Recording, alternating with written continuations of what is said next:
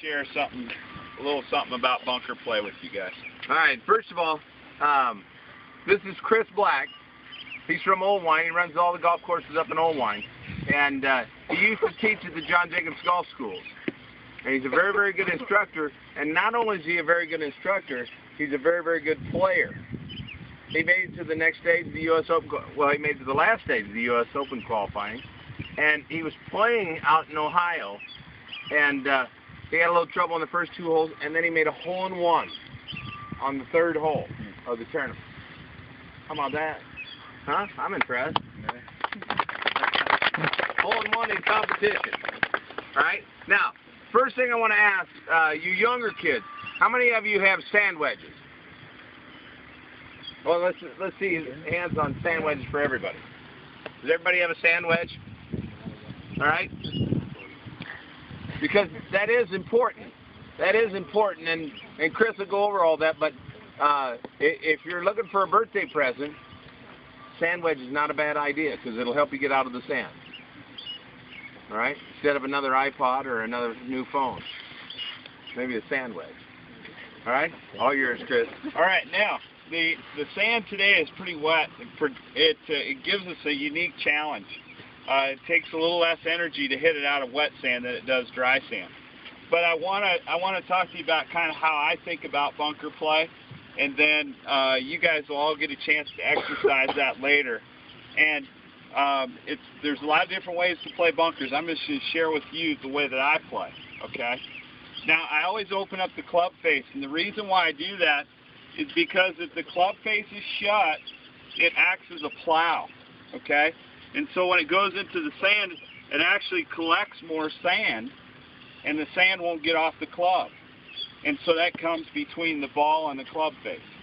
And so what I do is I kind of open up the club, and that helps the sand get off the face a little faster, okay?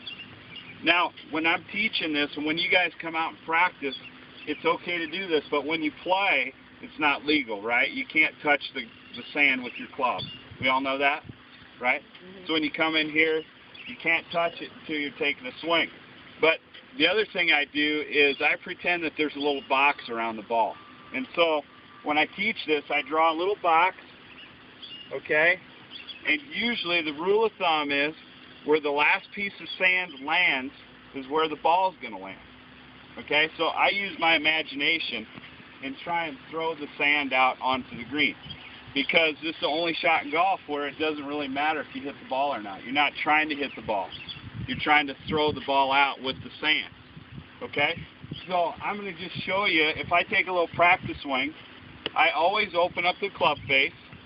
I aim a little bit to the left, okay? So I'll draw a little line here like I'm going to aim to the left. And then the ball is going to fly more towards the flag, and I'm going to point the club towards the flag, but I'm going to point my body towards the left, okay? So I got these lines here.